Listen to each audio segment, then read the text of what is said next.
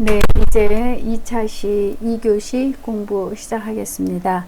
2교시에서는 우리 교재 책의 97쪽에 실려있는 천상병 시인의 귀천이라는 작품을 공부하겠습니다. 이 귀천이라는 제목도 익숙하시고 또 많이 들어보셨을 겁니다. 또 우리 학생들 중에는 아이고 나는 처음 듣는데요. 그래도 처음 보는 작품이라도 관계없고 아는 사람은 아는 대로 또 한 번 좋은 작품은 또 보면 볼수록, 그리고 내가 10살에 읽은 작품과 20살에 읽은 작품과 텍스트는 똑같아도 그 마음의 상태 또 정신적인 지금 그 느낌이 아주 또 달리 새겨질 수가 있기 때문에 우리가 고전이라고 하는 좋은 작품은 여러 번 되새김질해서 읽어도 참 좋은 것입니다. 우선 시의 제목이 오늘 독특하게 두 글자로 되어 있으면서 한자어로 되어 있는데 귀자, 우리 귀향한다, 뭐 귀성객 뭐 이런 소리 많이 들어봤죠. 귀는 어디로 돌아간다. 그리고 천은 하늘, 천자죠. 그러니까 우리말로 해석을 하면 하늘로 돌아간다라는 말이 귀천이 되겠습니다. 그래서 이렇게 우리말로 저는 이 경우에는 하늘로 돌아간다 이렇게 해도 괜찮을 것 같은데, 지금 시를 보면은 1년 1행, 2년 1행, 또 3년 1행, 시의 이제 반복적인 기법으로 하늘로 돌아가리라 이렇게 이제 되어 있으니까, 또 천상병 시인이 시를 쓰면서 시 제목에 대해서 생각을 많이 해서 저는 이 귀천이라는 제목을 쓰지 않았을까 이런 생각을 해봅니다. 그리고 이제 제목은 귀천, 하늘로 돌아간다. 그러니까 다시 말하면 곧 죽음을 말하는 거죠. 하늘로 갔다 이렇게 생각하면, 우리 인간의 육신, 몸은 이제 땅을 딛고 산다고 하면 우리 인간도 자연의 일부분이죠. 탄생해서 살아가는 생물체란 말이죠. 그러면 언젠가는 시간이 흐르다 보면은 성장하고 또 늙다 보면은 자연스럽게 병도 올 수 있고, 생로병사, 병이 오면은 이제 또 결국은 죽을 수밖에 없는 것이 우리 인간의 삶이지 않는가. 반드시 죽는다는 것이죠. 살아있는 것은 정말 50년이 될지 80년이 될지 100년이 될지 모르지만 각각 그렇게 자연의 일부분으로서의 우리가 삶을 살게 된다는 것을 보여주는 겁니다. 그런데 이 작품을 쓴 천상병이라는 시인은 참으로 그 독특한 일생을 살다 가신 그런 기인이라고 많이 알려져 있습니다. 그래서 지금도 여러분들 혹시 인사동 나가실 기회가 있으면 생전에 천상병 시인과 부인도 물론 돌아가셨지만 그 문순옥이라는 그 부인이 운영했던 그 전통 찻집, 이 집은 커피는 안 팔고 무슨 그 대추차, 뭐 쑥차, 이런 인삼차, 이런 전통 차를 팔고 있는 인사동의 그 간판이 귀천이라고 되어 있는 그런 찻집이 있습니다. 혹시 인사동 나들이 가시게 되면 그렇게 비싸지 않은, 지금은 이제 천상병 시인의 그 조카가 운영하고 있다고 들었습니다. 그런데 이제 이 시인의 일생이 참 독특하다 이런 말씀을 하는 것은 우리나라가 이제 이렇게 남과 북이 사상적으로 이렇게 대치하고 있는, 나누어져 있는 나라가 전 세계에서 우리나라밖에 없죠. 그런데 이제 그전에는 이제 독일도 동독, 서독, 동서로 이렇게 나누어져 있었는데, 우리나라 사람들이 뭐 독일이든 미국이든 또 이제 더 다른 공부도 하고 또 생활을 하기 위해서 외국으로 나갈 수도 있겠죠. 그런데 이제 그 독일이 동서로 지금처럼 이제 이렇게 통일되기 전에 이제 한국에서 같이 활동하고 생활하고 있던 그 천상병의 친구 중에 이제 독일 유학 가서 문화 예술 활동하고 작곡도 하고 이제 뭐 그렇죠. 그러다 보니까 이제 그 독일은 이제 동독에 있는 사람들은 이제 북한을 자유롭게 또 그 시절에는 왔다 갔다 하고 뭐 그런 경우였다고 합니다. 그런데 이제 한국에 있는 천상병 시인이 독일에 있는 친구하고 이렇게 교류도 하고 또 뭐 어느 때는 뭐 조금 뭐 용돈을, 왜냐하면 천상병 시인은 정말 공부를 했고 또 우리나라에서 또 좋다고 하는 한국은행에 또 잠시 근무도 하고 했지만 그런 조직적인 규칙적인 생활이 마땅치가 않아서 그냥 이제 자유인의 그런 사고방식으로 생활을 하고 있었던 겁니다.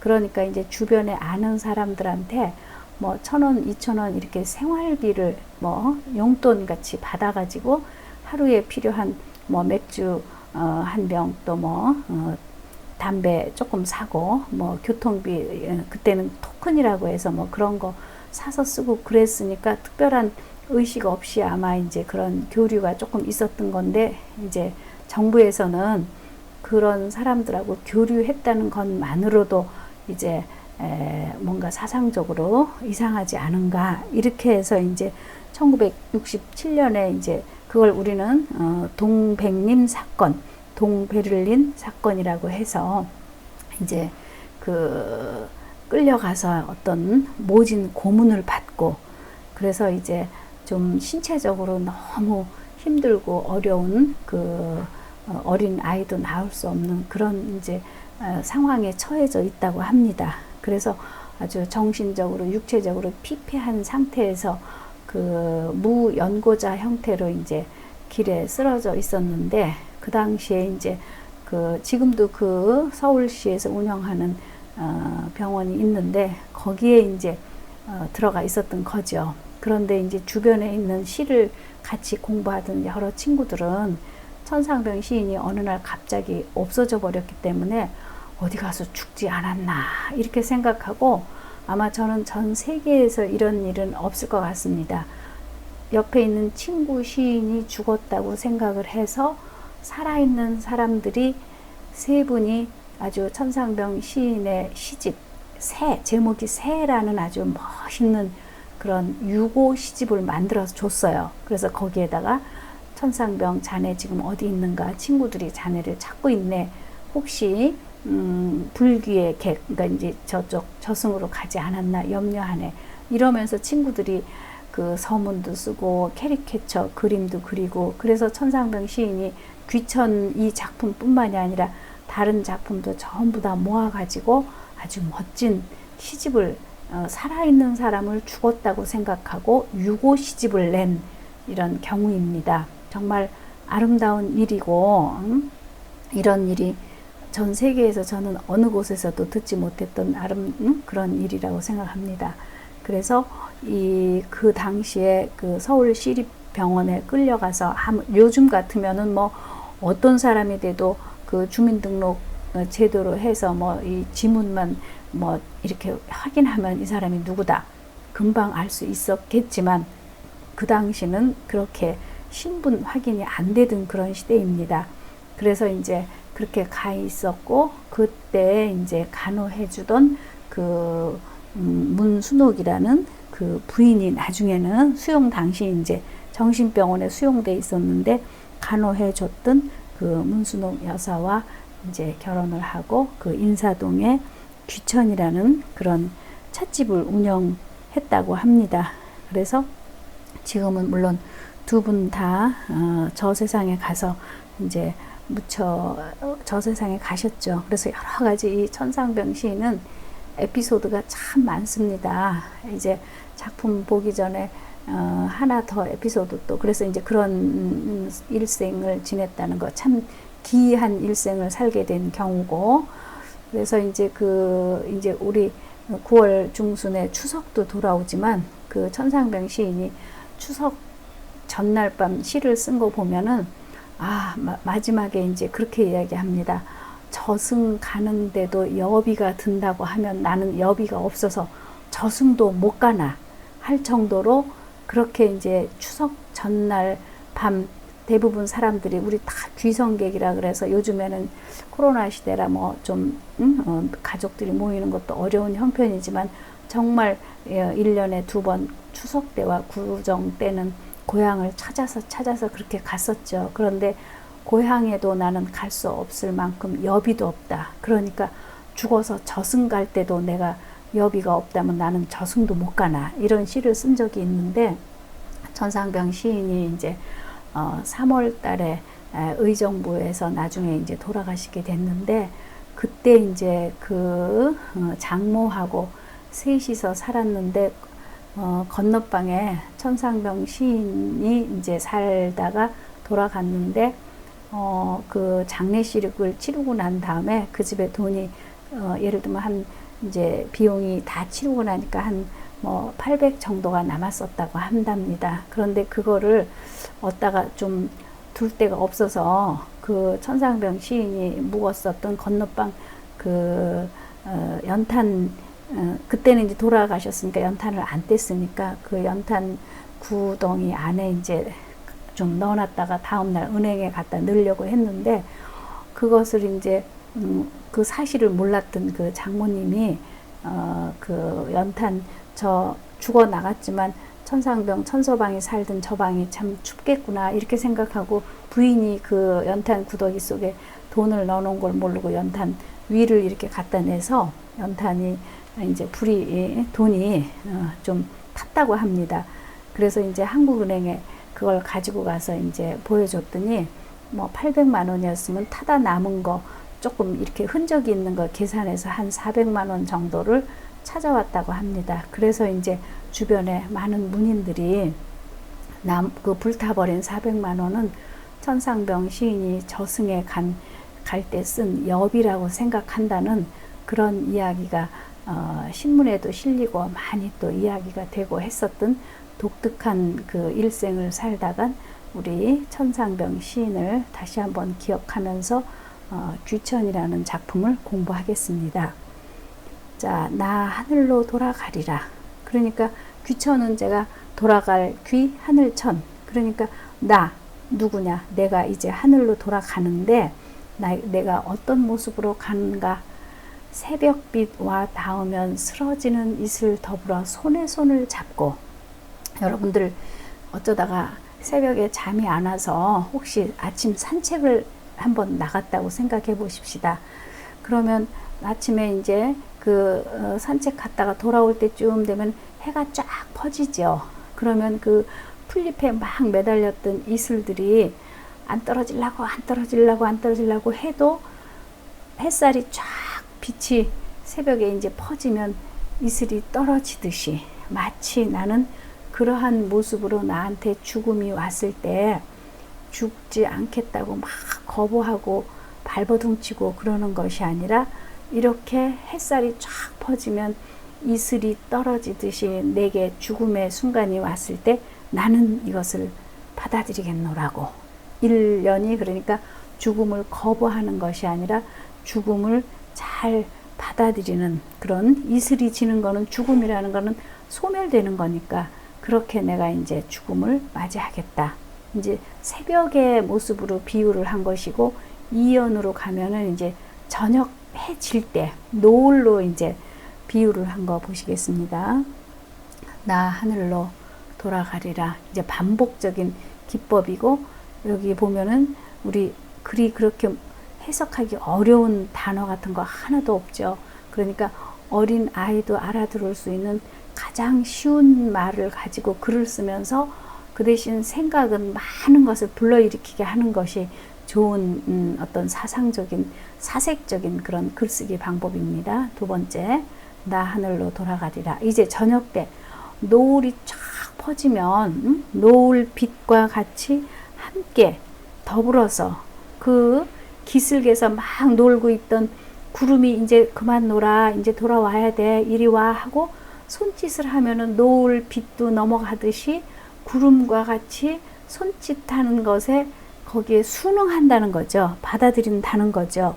그러니까 아주 나 안 갈 거야, 더 놀 거야, 뭐 이러는 것이 아니라 내가 저쪽에서 불렀을 때 당연히 그것을 순응하고 받아들여질 수밖에 없는 우주 만물의 이치, 그런 것을 아주 소박하고 단순한 언어, 그러면서도 또 독백적인 언어, 그러니까 우리가 밀물 때가 있고 썰물 때가 있듯이 거기 주어지는 상황에 다 받아들이는 것, 그리고 우리의 삶도 언젠가는 이렇게 넘어갈 수 없는, 소멸될 수밖에 없는, 그러니까 이슬이 떨어지듯이 노을이 지듯이 우리 이 자연의 이치처럼 우리도 자연의 일부분인 인간의 생명도 이렇게 갈 수밖에 없지 않겠는가. 그러면서 마지막 사연이 또 참 아름답죠. 나 하늘로 돌아가리라. 그래서 아름다운 이 세상 소풍 끝내는 날, 그러니까 이 세상에서의 삶을 아름다운 이 세상의 소풍, 여러분들 소풍이라는 말을 혹시 기억을 하시는지요? 소풍은 바람 쐬러 바깥에 나들이 나가는 겁니다. 우리 학교에서 쭉 공부하다가 봄 소풍, 여름 소풍, 가을 소풍, 이렇게 봄, 가을에 한 번씩 바깥에, 요즘식으로 말하면 야외에 현장 학습을 가는 거죠. 그래서 이 소풍 가기 전날은 아주 굉장히 마음이 설레고, 이럴 때 집에서 한 번쯤 정말 김밥도 싸주고 계란도 삶아주고, 또 그 당시에는 이제 음료수, 그 유리병에 들어있는 음료수도 한 병 짊어지고 가고, 아주 마음이 설레죠. 요새는 뭐 내일 비가 오나 일주일 후에 비가 오나 날씨도 다 이렇게 과학적으로 알아내지만, 그 당시에는 전혀 그런 거 예측도 못하던 이런 시대에, 그리고 이제 먹을 거 뭐처럼 짊어지고 가죠. 그래서 이제 그때는 뭐 차를 대절해서 가고 이런 거 아니고, 이제 걸어서 선생님께서는 학생들 잊어버리면 안 되니까 앞에 있는 아이 그냥 걔가 네 앞에 뒤에 누가 있냐 손잡고 그냥 똑바로 가거라. 갔다 누구한테, 그래서 소풍 갔다 오면 뭐 봤냐 그러면 어떤 아이는 극단적으로 앞에 있는 애 머리 뒤통수 봤다, 이럴 정도로 이제 힘들게 어렵게 소풍을 갔다 와요. 그러면 갈 때는 막 설레고 기대고 했는데, 돌아오면은 아이고 다리 아파, 아이고 힘들어, 싸갖고 간 거 다 먹지도 못하고 가져오기도 하고. 그런데도 이제 또 1년이 지나고 또 한 학기가 지나면 아이고 봄 소풍 갔다 왔으면 가을 소풍 언제 가나, 소풍을 또 기다리는 거예요. 그러니까 이 세상에서의 인생살이가 힘들고 어려운 순간도 있지만, 또 기대하고 꿈꾸는 그런 순간도 있는 것. 그래서 이 세상 소풍이라는 그런 그 언어 속에 그런 의미가 다 들어가 있는 겁니다. 그러니까 힘들고 어려운 인생살이, 또 기뻤던 순간, 이런 거 다 끝내는 날, 드디어 내가 이제 가서 하늘에 가서 무엇이라고 말할 것인가. 이 세상에서의 삶이 참으로 아름다웠다. 그러니까 내가 고통스럽고 힘들고 어려웠던 것도 아름다웠고, 정말 기뻤고 즐거웠던 것도 아름다웠다라고 내가 어떤 그런 인생에 대해서, 삶에 대해서 그렇게 말할 수 있는 것. 참 저는 그래서 아무리 이 작품 해석을 해도 참 좋다, 제 설명이 부족하다 이러면서 죽음으로 저 세상 가는 마음을 이렇게 평화롭게, 특히 천상병 일생이 그렇게 힘들게 어렵게 살았음에도 불구하고 이 세상 소풍 끝나고 내가 저 세상 가서 네가 살다 온 세상이 어땠니? 이렇게 이야기하면 정말 고문을 받고 정신병원에 갇혀 있었고, 주변에 친구들이 죽은 줄 알아서 정말 그 작품집을 내주고 이런 사연을 겪은 사람인데도 불구하고 저 세상에 가서 정말 이 세상에서의 삶이 아름다웠다고 그렇게 말하리라는 이런 좋은 작품을 남기셨습니다. 자, 그러면 귀천은 우리 책에 실려 있었고, 제가 늘 아까 말씀드리듯이 이제 그 천상병 시인이 죽었다고 생각하고 주변의 친구들, 아주 그 성충복 한국문인협회 이사장, 또 김구용이라는 그 우리나라에서 최초로 삼국지 번역하신 성균관대학의 교수, 이분이, 또 김영태라는 캐리케처 잘 그리는 분이 유고 시집, 새를 제가 아까 살아있는데 죽었다고 생각해서 시집을 내줬다 그랬죠. 그 시집의 제목이 새입니다. 그래서 제가 아까 미당 선생님도 책에 실려있는 해일을 한 편 공부하고 책 바깥에 있는 신부를 공부했듯이, 이 천상병 시인의 교재에 실려있는 우리 귀천을 공부했으니까 그 교재 밖에 있는 새라는 작품을 한번 보겠습니다. 자, 외롭게 살다 외롭게 죽을 내 영혼의 빈터에 새나리와 새가 울고 꽃잎 필 때는 내가 죽는 날, 그 다음 날. 그러니까 우리의 인생이 다 외롭고 뭐 겉에서는 화려한 것 같아도 정말 혼자 마음으로 외롭게 살고 외롭게 죽고, 그리고 나서 죽은 자리에 아주 또 새로운 날이 오게 되는 거죠. 그 새로운 날이 와서 새가 울기도 하고 꽃도 피고, 내가 죽는 것으로, 소멸되는 것으로, 떨어지는 것으로 저 세상으로 가서 끝나는 것이 아니라 그 다음 날에는 또 이렇게 새로운 날이 오는 것이다. 참 아름다운 인간 삶의 영속성, 그냥 탁 단절되는 것이 아니라 계속 우리의 어떤 자연 이치는 그렇게 아름답게 이어지는 것이 아니겠는가, 이런 생각을 일련에서 해봅니다. 그러면서 산다는 것과 아름다운 것과 사랑한다는 것과의 노래가 한창인 때에 나는 도랑가 나뭇가지에 앉은 한 마리 새, 그러니까 자기 자신의 모습을 새의 모습으로 비유를 해보는 겁니다. 그랬을 때 새가 아주 가장 절정기에 가장 아름다운 사랑을 하고 가장 그 화양연화 같은 시간을 보낼 때, 산다는 거, 아름다운 거, 사랑한다는 거, 이 총체적인 인생이 가장 화려한 절정기에 나는 도랑은 이제 시냇물이 졸졸졸 흐르면서 거기에 나무가 있는 거죠. 그러니까 나무가 잘 성장하고 클 수 있게 거기에 앉아 있는 내가 한 마리 새, 나한테도 이렇게 아름다운 이제 모습이 있었다는 것을 알 수 있죠. 평소에는 내가 이제 첫 번째는 그러니까 죽음을 상징하고 죽음이 끝나는 것이 아니라 새로운 걸로 이렇게 이어진다는 것을 이야기를 하고, 이 생에서 살 때 나는 이렇게 때로는 한창 절정기에 도랑이 있는 나뭇가지에 앉은 한 마리 새, 너무나 여유 있고 윤택하고 빛나는 시간도 있었다. 그러면서 이제 지나온 시간들을 가만히 생각하니까 정감에 가득 찬 계절, 정이 있고, 저는 요즘 이제 우리 지난 8월 참 뜨거웠는데 이제 낮에는 조금 덥다고 해도 9월이 되니까 정말 요즘 그 초가을의 분위기를 느낄 수 있으시죠. 정서스러운 따뜻한 그런 감정이 많이 가득한 그런 계절, 그리고 또 일주일 지내다 보면 슬프기도 하고 기쁘기도 하고 이런 일 저런 일, 그런 일들을 우리는 겪게 되죠. 그리고 이제 때로는 알기도 하고 또 때로는 모르기도 하고 또 그 일을 겪고 잊혀져 버리기도 하고, 그런 인간 삶의 다양성, 변화, 한 가지로만 쭉 되는 것이 아니라 이 일도 있고 저 일도 있고, 또 기쁜 순간, 힘든 순간, 또 잊어버리는 순간, 그런 모든 것이 교집합처럼 이렇게 진행되고 있는 인생사에서 새여 너는 낡은 목청을 뽑아라. 새가 우리는 이제 지지배배 뭐 이렇게 꾀꼴 이렇게 운다고 하죠. 근데 여기서 이제 새야, 너 지금 도랑가에 앉은, 나뭇가지에 앉은 새야, 너는 여기서도 낡은 목청, 이제 세월이 많이 가서 새의 목소리도 늙어가는 겁니다. 그런데 저는 이제 그 다음 마지막 그 종결의 의미가 참 좋은데, 무엇이라고 새가 목청을 뽑아서 우는가 하면은, 우리의 삶이라는 것은 살아서 좋은 일도 있었다고, 또 살아서 나쁜 일도 있었다고 그렇게 우는 한 마리 새.